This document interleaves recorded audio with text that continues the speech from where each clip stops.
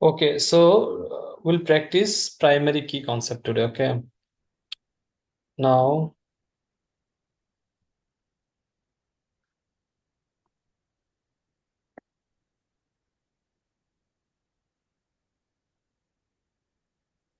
so normal table creation we have done, right?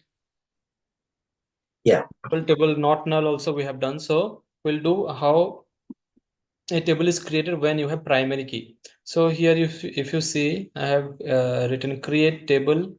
Name of the table is October OCT underscore batch. Employee name character 10. Employee ID character for not null. This column I have kept as not null. Employee salary decimal not null with default. Not null with default. Did I show? When default value stored. I think I showed. Mhm. Then employee address varchar 40 not null with default, serial number small e not null with default, date of joining not null with default, integration time, timestamp not null with default. Then if you want to add one primary key to a column, then after this you have to add primary key within bracket the column name on which you want to define primary key. Okay, in this database, in this table space. Now primary key by default should have two features. Okay, not by default. Primary key always should have two features. One is it should be not null, it should not accept null values. Second is it should not accept duplicate values. It should not accept null values, it should not accept duplicate values. Okay, now to provide that feature of not null, this thing constraint, we have to write employee ID, data type, data length, then not null specifically. If you don't write not null or anything, by default this column will be nullable column like this. Employee name, there is nothing written of this, so by default it's a nullable column. You can store null values, but when after any column data type, data length, not null is mentioned, then you cannot insert null value here. This will never accept null values. It will always be not null. And second feature is it should not accept duplicate values. Okay, it should not accept duplicate values. It should always accept unique values. Now, for that feature will not come automatically. For that, you need to define some. Hmm? Did you say anything? No.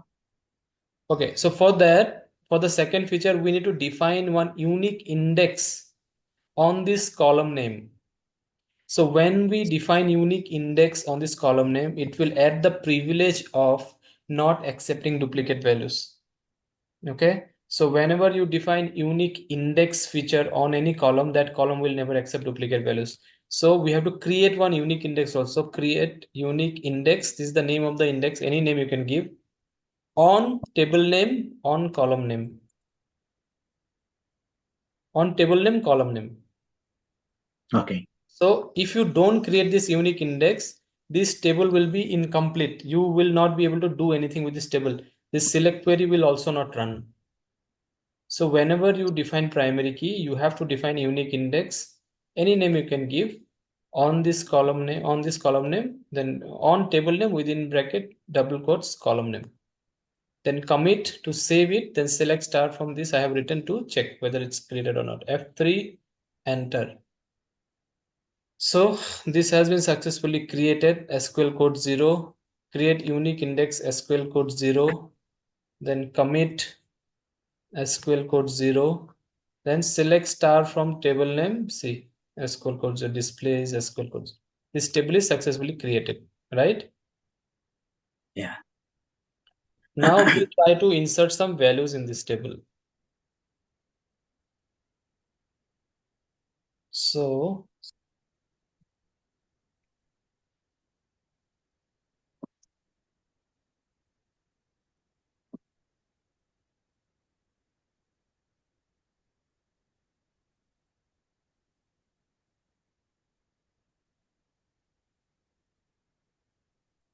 So name I'll give as Zahir, then 8111 is ID, 50,000 Hyderabad, serial number 1. This is date of joining, this is current time. So F3, enter. This first one row properly I will insert. So number of rows affected is 1, that means it has been inserted correctly. Then the row is also shown here. See, the row is also shown here like this. So it is properly inserted. Now, second time I'll try to insert one more row. I'll just change the name this time. Okay. And in fact, I'll change everything, change the name. Then this one I'll try to insert some null. If I write null null, it's a function. It will try to insert null for the second column. What is the second column? It is employee ID. So ideally it should not accept. Let's see, because I have defined this with not null, and also it is the primary key. Salary, this can be anything. These are all okay. You can insert everything in these columns. So F3 enter, see -407. An update, insert or set value is null, but the object column employee ID cannot contain null values, right? So this employee Yeah. ID cannot contain null values because it's created, this column is created is with not null constraint. Third is we'll give some proper value here. Not proper value, we'll give a duplicate value. We already inserted one row with A111. We'll try to insert one more row with A111. Let's see what happens. F3 enter. This time it will fail with -803. And inserted or updated value is invalid because index in index space EMPI11 constrains columns of the table, so no two rows can contain duplicate values in those columns. That means there is a unique index which is defined on this column EMPID, because of which duplicate rows cannot be inserted in this column. So this column EMPID already has a value A111. You cannot insert one more value with one more row with the same A111 value. Okay. Yeah. So this is what is called primary key. Now, this is the case where the primary key is defined on one column.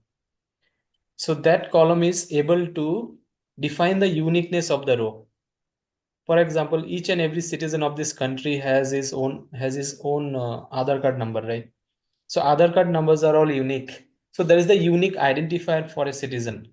Names can be duplicate. There can be multiple Kishores, multiple Jahangirs, multiple Venkats, but numbers, these Aadhaar card numbers, PAN card numbers, driving license numbers, then passport numbers, these are all unique. These are all unique identifiers. So Yeah. similarly, in a column, in table, whenever a row is identified in unique way, there has to be primary key. But there are cases when one column is not able to define the uniqueness of the table or of the row. One column is not able to define the uniqueness. That column value might be duplicate also. Okay, that column value might be duplicate also. That time there would be multiple columns. The combined value of all these columns will be considered as the unique value, like primary key. So primary key can be defined on multiple columns also. So it does not mean that individually it is a primary key. It means the entire combination will be a primary key. For example, I'll show you. Let's delete this table first. Drop table name.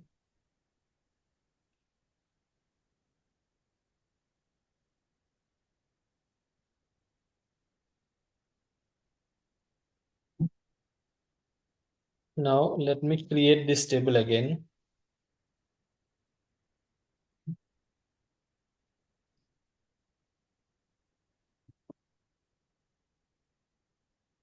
So all these things are same. So this time I'll try to create column, create primary key on EMP ID and EMP SL number, that serial number.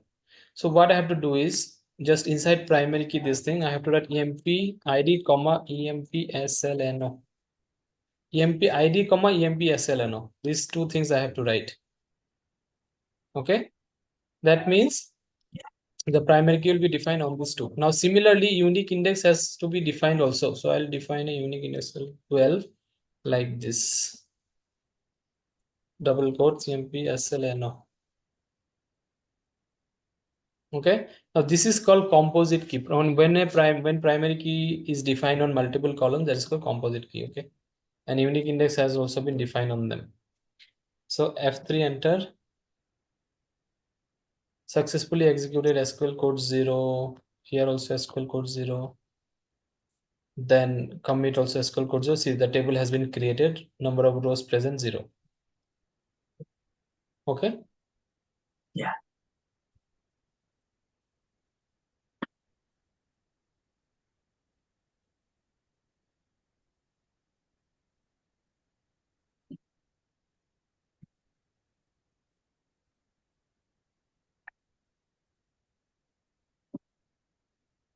So this time let us insert one row, normal row, Kishore 8111 60,000, Delhi 1, like that. So this has been correctly inserted.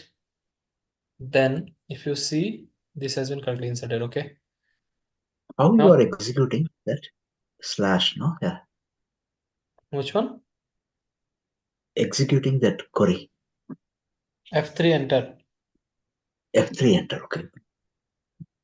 Yeah. So again F3 enter, it will come here. So I've inserted Hmm. one row with 8111 and 1. Now let me try to insert one more row. This time I will keep 8222 and this one I'll keep as 1 only. Employee serial number. F3 enter.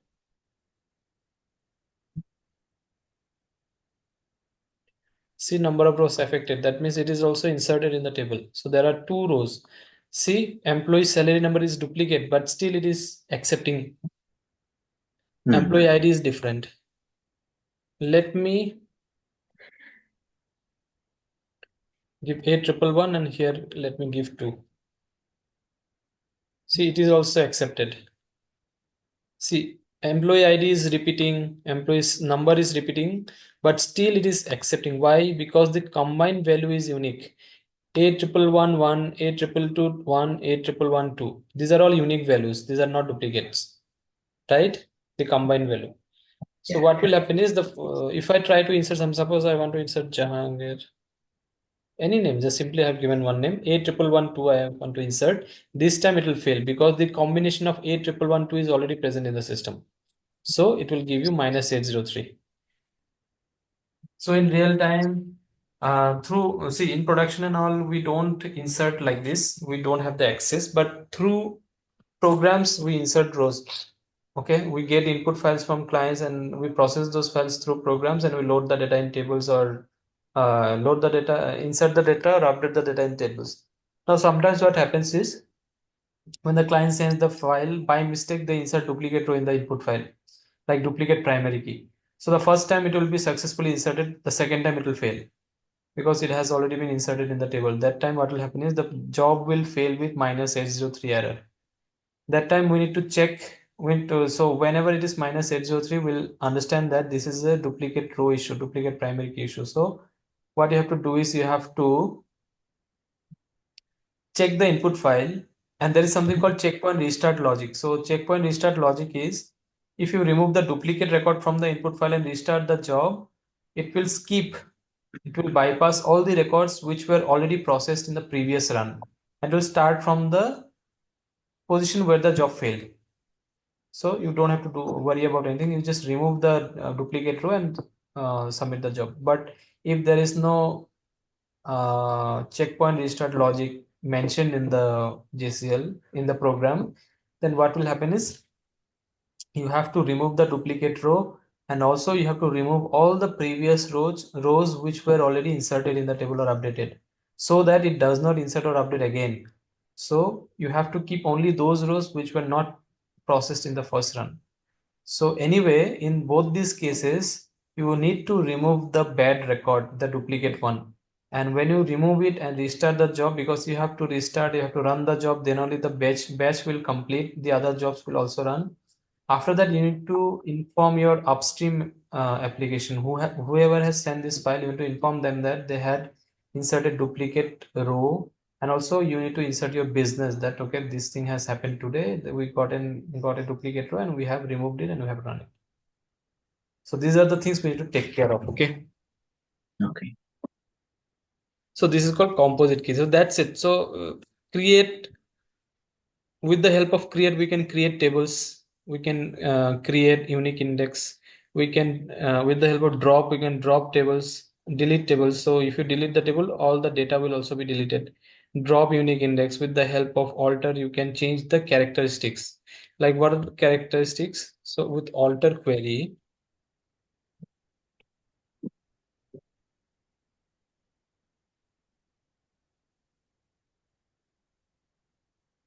so for example, select star.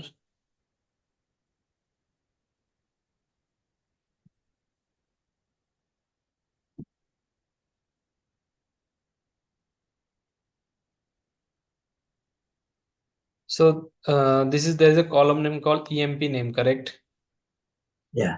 Want to change the name of this column name, you can do it with alter query. So alter query is used if you want to change anything after creation of the table. So alter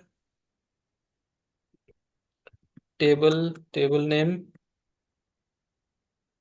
rename column emp name to suppose name, commit, because alter is also a change, commit. So alter table name, change this table, rename column emp name to name, commit, then select star from table name. Oops, October batch it is, right? Yeah. October batch. It is successfully executed, see, this column name has been changed to name, correct? Earlier it Yeah. was earlier it was emp Yeah. name. Yeah. So this is how you can change the name of a column. Now if you want to change the data type, like this you can do. But the data will not lost, no? Data will not be lost, data will be there, just the name of the column you're changing. See, this one is another example. If you want to add one new column, you have already created one table. Now the client has given one more requirement, that we need to store one more type of data, employee company name, in the same table. Now since we already created the table and we have different columns, now if we have to add one new column, there is only one way, that is with alter query. Because if we delete the table and recreate the table with the new column also, then all the data will be lost. That is not a good practice. In fact, there is not a practice only. So we have to alter the column so that one new column can be added at last. So alter table name, add column name, data type, data length. So this column name will be added to this table at last, not in the beginning or in the middle. F3 enter. Oops. F3 enter. So successful. See, select star from October batch, go to the right side. See, EMP company name added, and all the values are null because this table already had 3 rows. Since one new column has been added, there is no value for this column in these 3 rows. That is why system will insert null values for that. Okay, Okay. understood now? Yeah.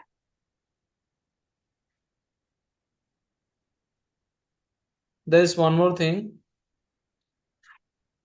You can change the data type, data length, and all. So if there is already a column in your table, if you want to change the data type, suppose character to varchar to character, length also you want to change 10 from 10 to 20, or from small into into small in, all these things you can do. Alter table name, alter column name, set data type. Here whatever you write will be the new value.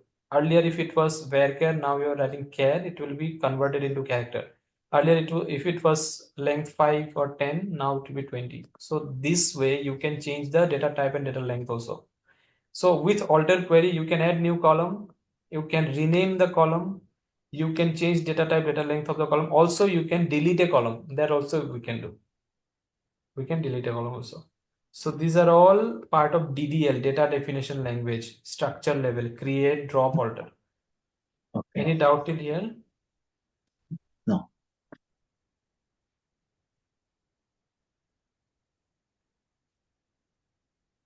Okay, 1 minute.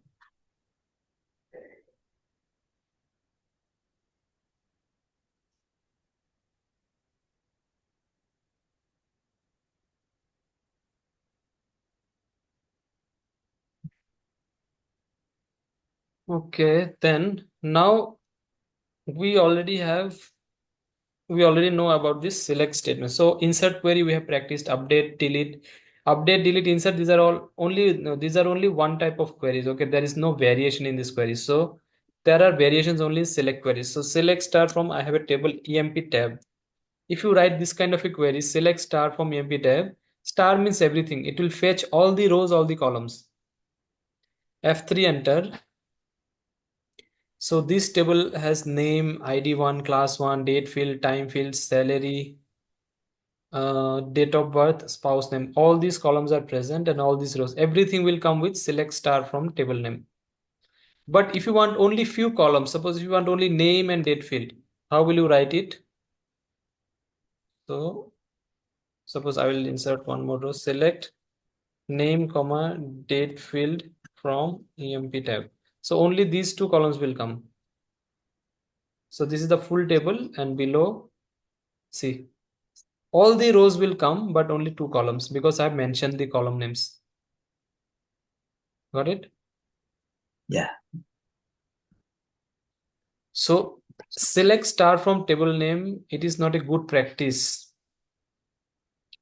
because in real time in your production region, any table may have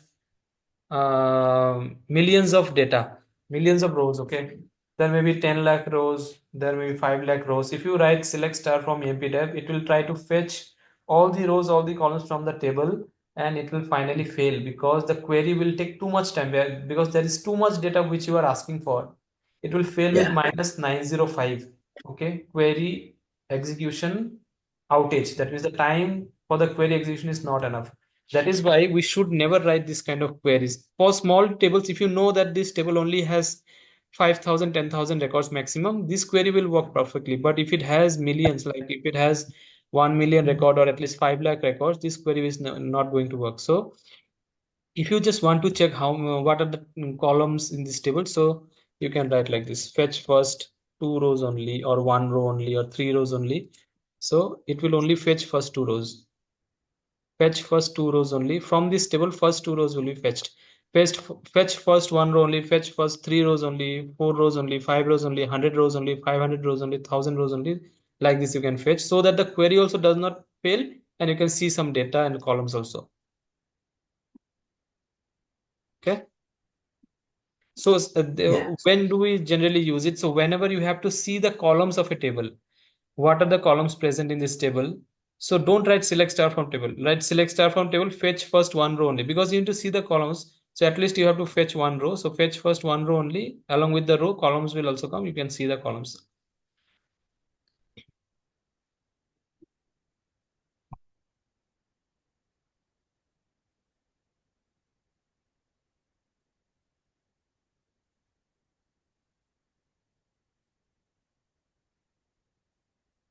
Now see,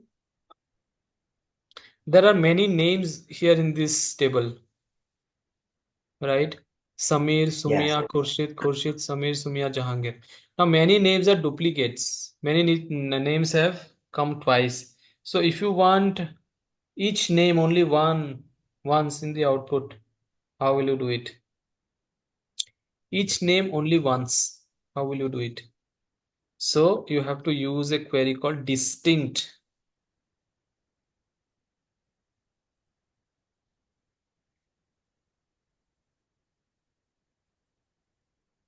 I'll remove this one only. Select distinct name from table name.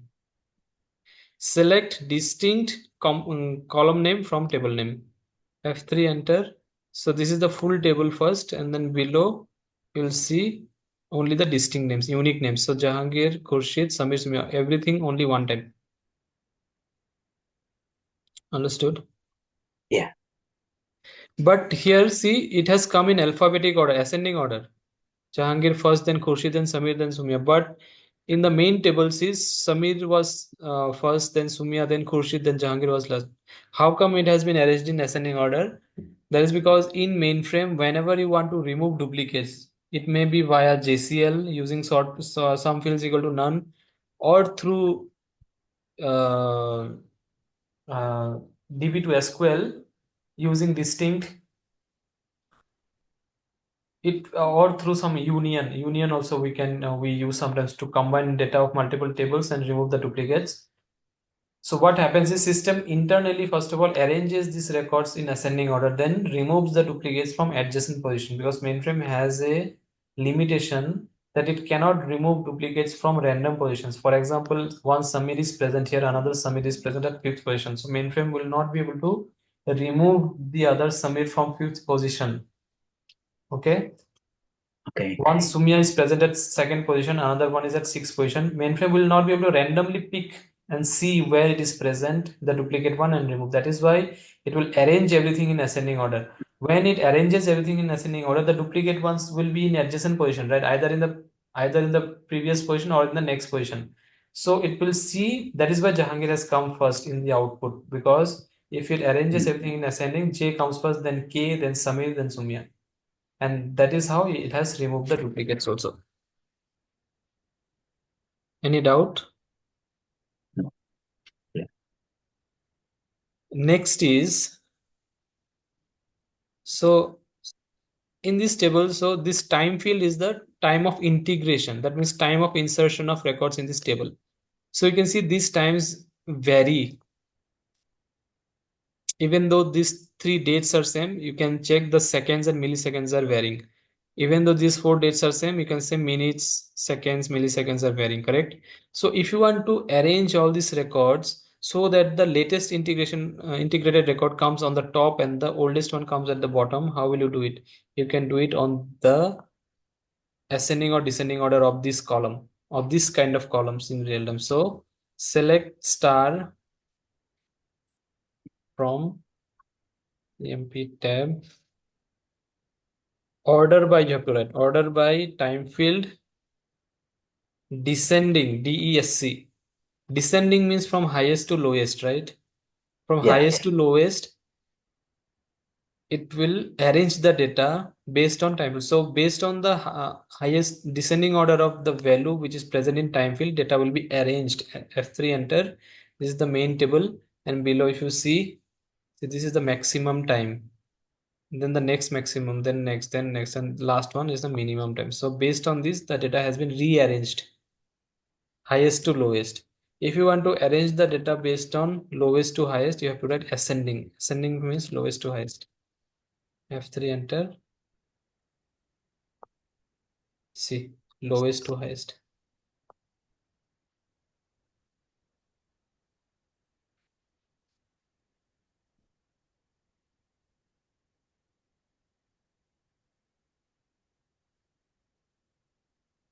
Got it? Yeah.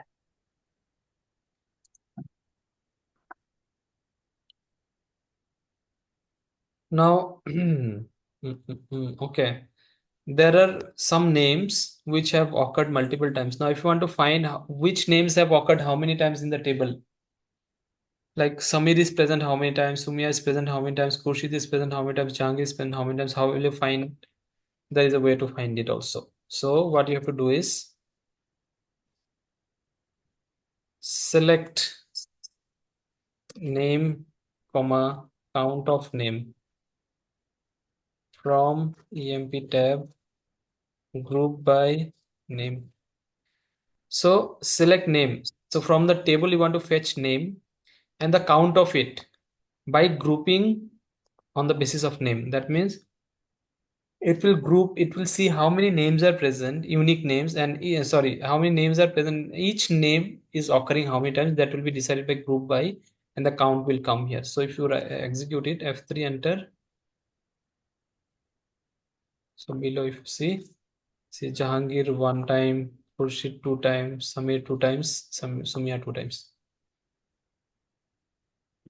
Okay. Yeah. Now, if you have noticed, we have a column name here, but here we don't have anything, blank. Why? There should have been one column name, right? Why isn't it there? That is because we have selected name and count of name. So name is a column name in the table. That is why it has come here. but there is no column name with count name. This is a function that I have used. That is why it will not come here. On the top, the column name that directly comes from the table. There's a column name called name in the table. That is why it has count. There is no column name called count of name. That is why it has not come here. It is blank. Okay. Okay. So if you want to dynamically give a name to the second column, you can write it this way. As anything you can give. Suppose I'll give count. Select name, comma count of name as count. So these column's name will become count. So F3 enter. Go down, see count. Understood? Yeah. So this is how it will work. Similarly, you can change the name of these columns also. This is the original column name. If you want to dynamically give any name in the output, you can give select name as anything, as employee name or something. Here it will come as employee name. Okay.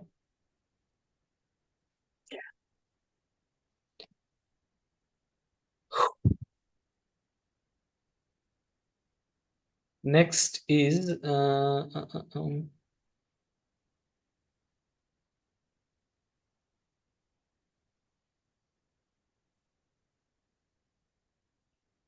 okay. There are things called aggregate function in mainframe in SQL aggregate function. Now here we have few salaries. Okay.